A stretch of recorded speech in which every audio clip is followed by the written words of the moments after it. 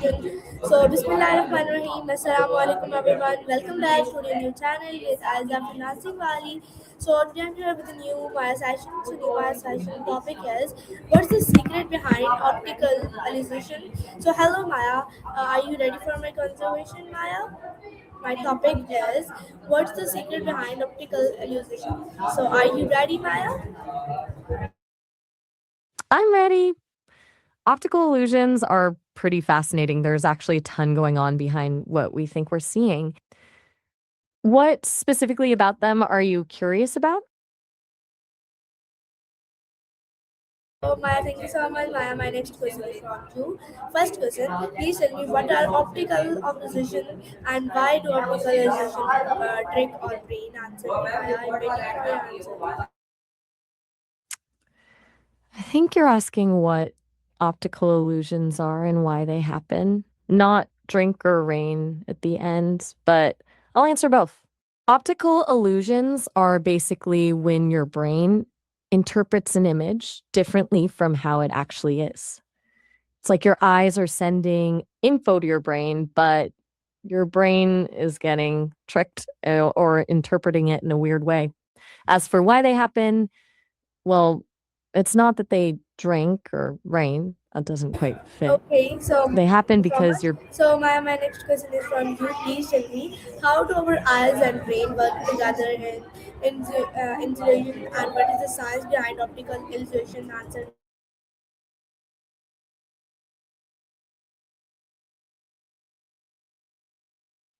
you're asking how your eyes and brain work together during illusions and what the science is behind it. Basically, your eyes gather light and send visual info to your brain, but your brain is constantly trying to simplify and make sense of everything super quickly. It makes assumptions about depth, size, color, things like that, based on what it's learned to expect. Optical illusions exploit that. Your brain is applying those shortcuts and making mistakes when it's interpreting the information. Things like perspective cues, color contrast, even the way your eyes scan an image contribute to the effect. The science is pretty complex, though. It blends physiology, perception, and cognitive psychology.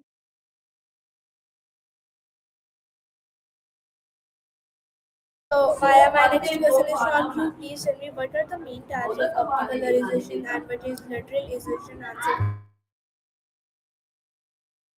I'm not quite following that question. The transcription is a bit fuzzy with the QP and the parts in parentheses. Could you clarify what you're asking about tactics or decisions relating to something on a computer? Maybe rephrase it in simpler terms?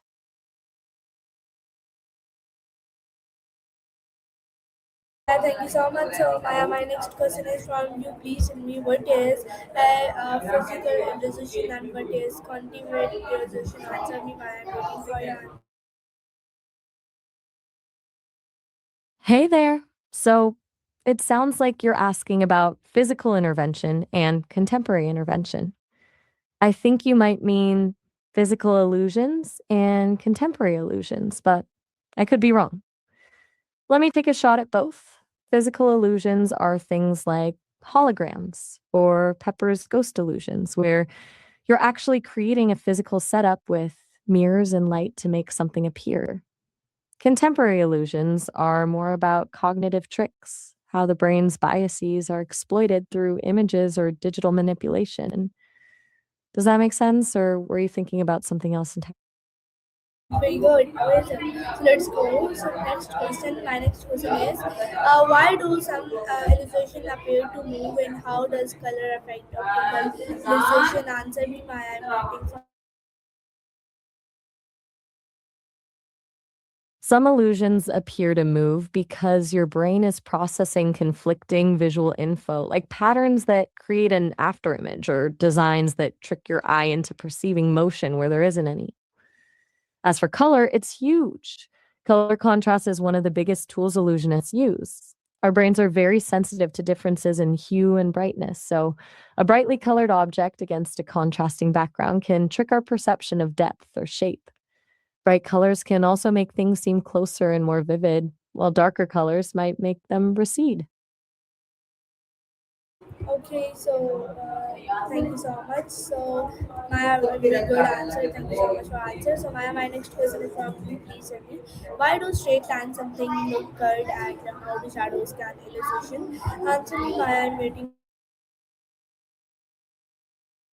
That's a bit hard to follow with those transcription quirks. I think you might be asking why straight lines can sometimes appear curved in illusions. If so, that's usually because our brains use context to interpret what we're seeing. When straight lines are surrounded by certain patterns or against non parallel backgrounds, our perception gets warped. As for shadows, I'm not sure what you meant there. Can you clarify that part? For your nice answer, Maya, my next question is from you. Please tell me, can everyone see illustration the same way? And why do some people see illustration differently? Answer me, Maya. I'm waiting for your answer. It sounds like you're asking about how people see illusions differently, right? Realization here, I'm assuming means illusions. Yeah, absolutely. People do see illusions differently. It's really common. A couple of reasons for that. First, how your brain has learned to interpret the world affects your perspective. Someone who's really practiced drawing or spatial reasoning might see things slightly different. Second, there's individual variation in how our visual systems are wired. Like fingerprints, everyone's brain handles visual info a little bit differently. Sometimes things are happening at a subconscious level with our eyes and brains that we aren't consciously aware of.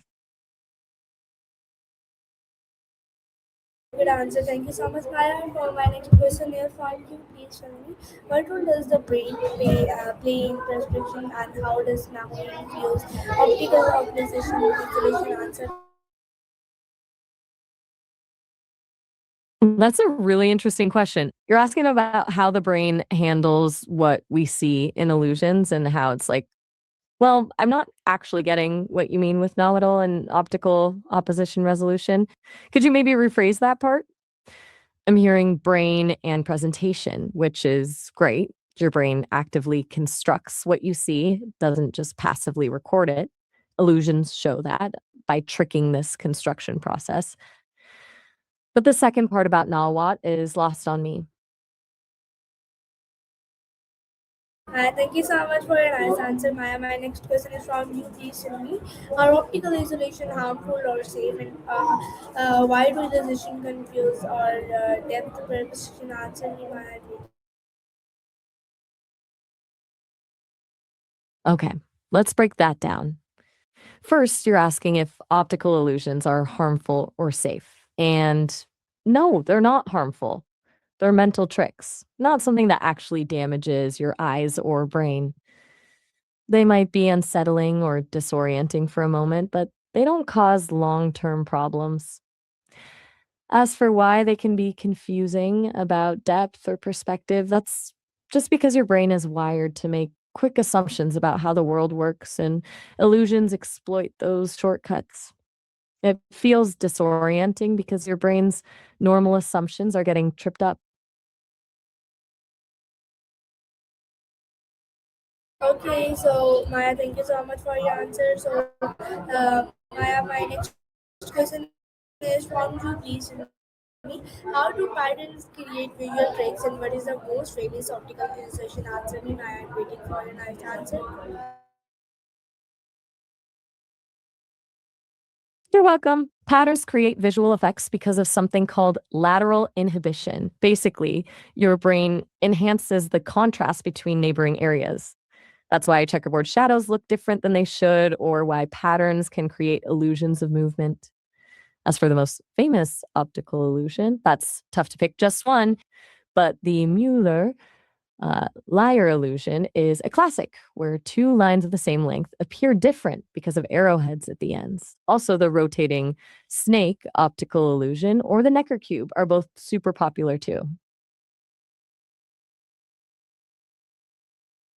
Okay, so Maya, thank you so much for your nice answer. So Maya, my next question is from you. Please tell me, why do some images look 3D, or how do artists use optical illusion? And what is OP art in optical illusion? Answer me, Maya. I'm waiting for your nice answer.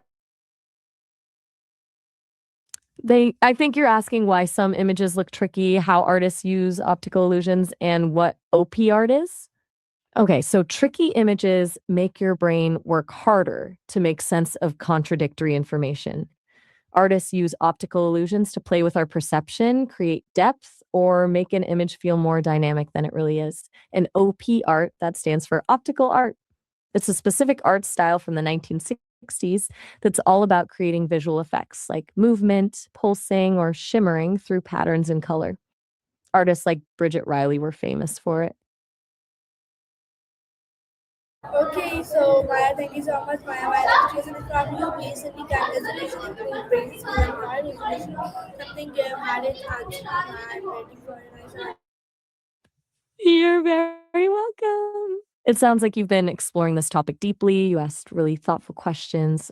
Was there anything else about optical illusions that you're curious about, or are you good for now?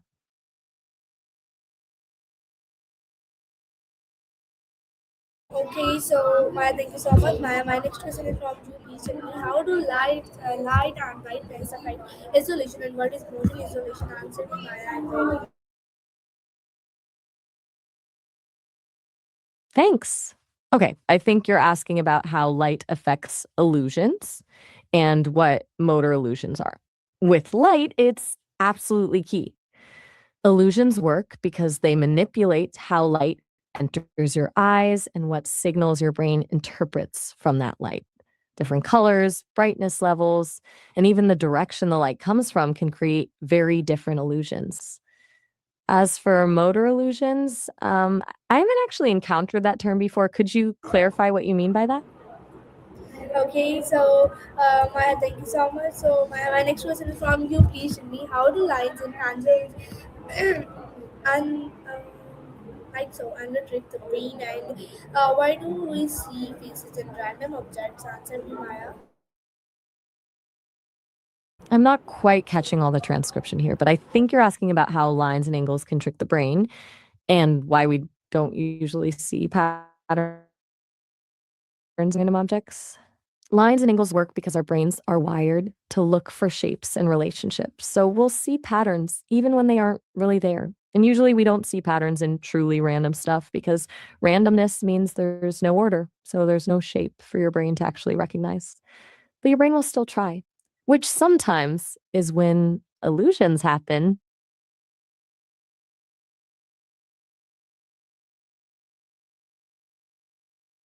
Thank you so much, Maya. My next question is from you. Please tell me, what is particular in solution, and how do solution affect our discussion making? Answer me, Maya. I'm waiting for you.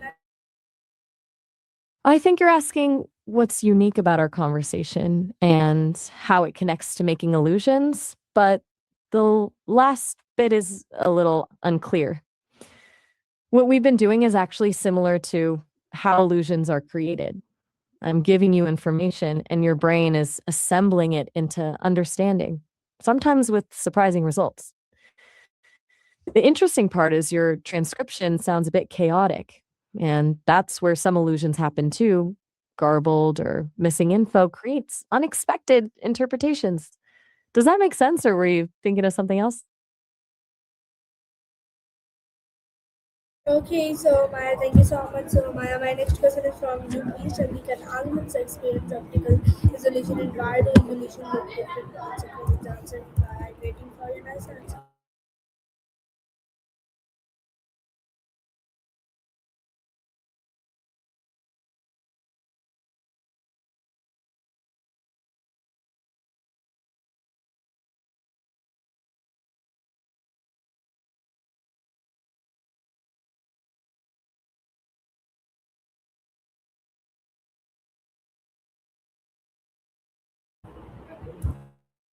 That's a tough one.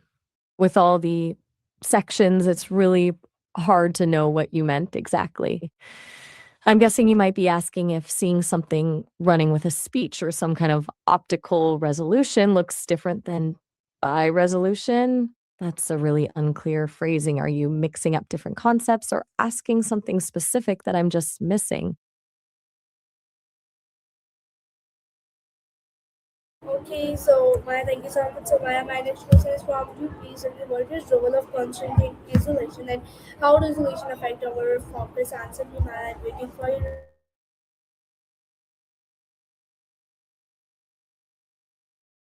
Okay, that's another tough one. It's a bit jumbled with some possible transcription errors. It sounds like you might be asking if there's a connection between illusions and how they relate to political elections and reform. That's a fascinating thought, though. In a way, illusions could show how we all see the same situation completely differently based on our brain's natural biases. When people see things differently in politics and reform movements, it could be like individual brain patterns creating distinct interpretations of the same real information.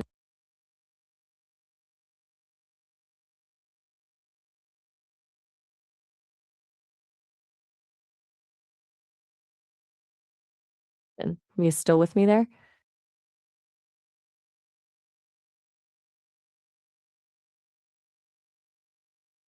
Thank you so much, Maya. My next question is from you. Please tell me how does some isolation disappear when we look closely? Answer me, Maya. You mean, how do illusions disappear when we look directly at something or shift our gaze? Illusions rely on your brain making quick interpretations. When you focus on something directly, especially if you slowly scan your eyes across it, your brain processes more detail that disrupts the pattern, causing the illusion. It kind of breaks the trick. Okay, so Maya, thank you so much. So Maya, my next question is from you. Please tell me how do moving images create isolation and what is the difference between isolation and hallucination? Answer me, Maya. I'm waiting. Right. Moving images create illusions because of something called apparent motion. Your brain stitches together a series of still images that are shown quickly enough to create the perception of movement. Think of old school flip books. As for the difference between an illusion and realization, I think you might mean perception. An illusion is when you see something that's not real, like an optical trick.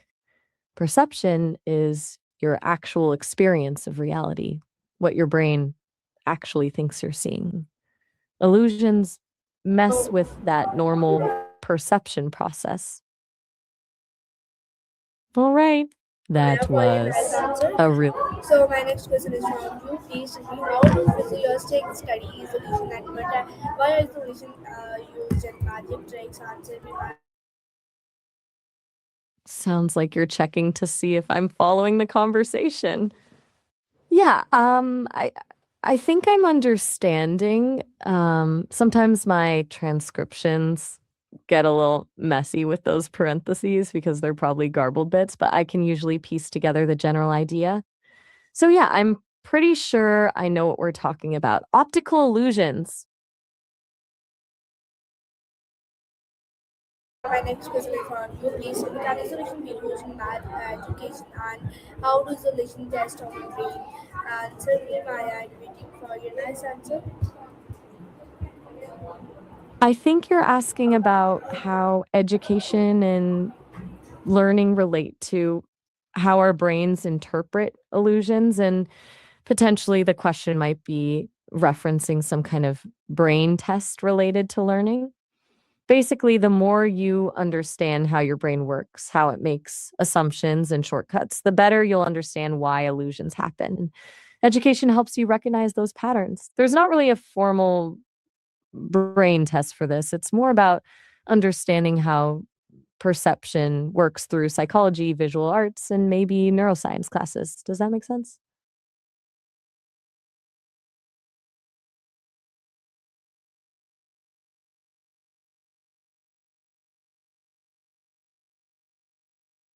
Still with me? Okay, so Maya, thank you so much, Maya. My next question is from you. Please tell me, why do children enjoy optical isolations and what is the role specific in isolation? Answer to Maya. Let me check something quickly. Okay, so Chile has a history of some international political isolation, especially with its neighbors, as it's focused more on trade with developed nations. But now it's pretty stable politically. They have huge celebrations like Fiestas Patrias for their independence, plus festivals with art and performance that sometimes touch on political issues. So we were just and I did this session. So this is our my Maya. I hope you like it. Thank you so much for watching. I love you.